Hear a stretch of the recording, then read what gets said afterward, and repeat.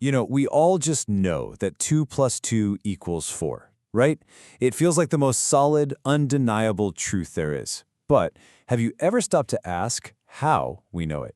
Today, we're jumping headfirst into one of philosophy's most fascinating puzzles, the Benacerraf Problem. And trust me, it's a question that's going to make you rethink everything you thought you knew about numbers, knowledge, and reality itself. So here's our game plan. First, we're going to ask a deceptively simple question. What in the world are numbers? Then, we'll get into the big dilemma that shakes that all up. After that, we'll check out the two main ways philosophers have tried to solve it, look at a really clever counterargument, and see where this whole mind-bending debate is today. Okay, let's start with something that feels totally solid. A mathematical truth, like 2 plus 2 equals 4. It feels objective, doesn't it? It's true everywhere, for everyone, whether we think about it or not. But it's that very certainty that, weirdly enough, leads us right down a deep philosophical rabbit hole. Seriously, think about it for a second. You can see 2 shoes, or 2 trees, or 2 of anything, but you can't actually see the number 2 itself. It doesn't have a color, or a weight, or a location. So, if it's not a physical thing you can point to, what is it? And how does this idea have such a powerful grip on our physical world? Well, the classic answer to that is something called mathematical Platonism.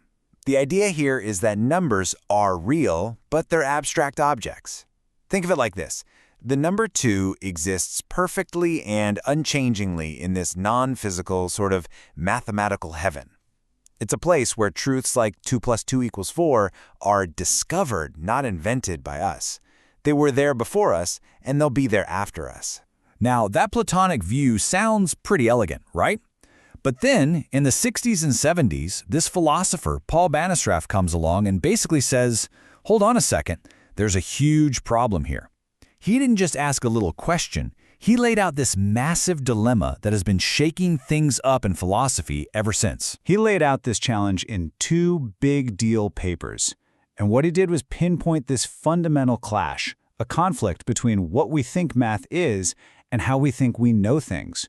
And it's a clash that people are still arguing about today. So here it is, the problem in a nutshell. On one hand, you've got our idea of what numbers are. They seem to be abstract, non-physical things that can't actually cause anything to happen in the world. But on the other hand, you've got how we learn stuff. Our physical brains get knowledge by interacting with the world, by seeing, touching, and being causally affected by things. See the problem? And there's the rub. If numbers live in this separate Platonic world that we can't interact with in any way, how on earth could we have reliable knowledge about them? It's like trying to know the street map of a city in another galaxy with no telescope, no probe, no nothing. How could you possibly know? That giant gap between the two ideas, that's the Benacerraf problem. So how do you solve this? How do you get out of this mess? Well, philosophers have pretty much taken 2 main escape routes. The first group, the realists, they double down. They insist numbers are real. Their job then is to figure out how to build a bridge across that huge causal gap that Benacerraf pointed out. And what's so fascinating is how they try to do it. You have thinkers like Penelope Maddy, who argues that we actually can perceive mathematical things. You don't just see 3 eggs, you perceive the set of 3 eggs. Others say that mathematical patterns aren't in some other realm, they're just properties of physical things, like the 6-sided pattern of a snowflake. They're all trying to bring math down to earth, literally. But then there's this other group, and their solution, it's way more radical. Instead of trying to build a bridge to this abstract world, they just blow up the bridge entirely. They solve the problem by claiming there's no abstract world of numbers to begin with. This view is called fictionalism, and thinkers like Hartree Field basically say, you know what? Numbers aren't real. Mathematical theories are just incredibly useful fictions.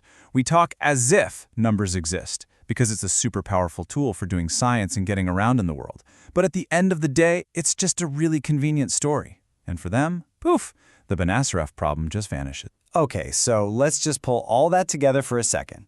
You got the Platonists. They say numbers are real and abstract, but now they have this huge how do we know problem. Then you have the other realists. They also say numbers are real, but they tie them to the physical world so we can perceive them. And finally, you have the fictionalists who just cut the whole knot by saying numbers aren't real at all, they're just a powerful tool we use. Now that fictionalism thing, It sounds pretty slick, right? A nice, clean answer. But just when you think it's settled, this other argument pops up, and it throws a huge wrench in the works for the fictionalists. It's called the indispensability argument. Okay, check out the logic here. It's pretty solid. Step 1. You can't do modern science without math. It's essential. Step 2. We generally believe that the things our best scientific theories need to work, like electrons or gravity, actually exist.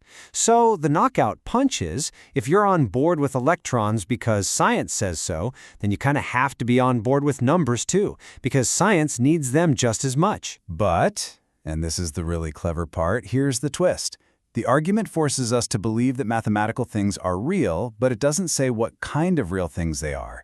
It doesn't force us back into that weird, abstract Platonic heaven. They could just be the real-world patterns that the other realists were talking about. So it pushes back hard on the "it's all just a story" idea, but it doesn't solve the whole problem for us. So, where does that leave us? Well, decades after Benacerraf dropped his bombshell, the debate is still raging. We're basically in this, well, a philosophical stalemate, with really smart people and great arguments on all sides. In fact, the problem is so tough that some philosophers, like Mark Balaguer, have floated this wild idea. What if there isn't a right answer? What if it's simply not a fact of the world whether numbers are real, abstract things or just a useful fiction? Maybe they're just two different, equally good stories we can tell. And that brings us to one last, huge, nagging question that I'll leave you with.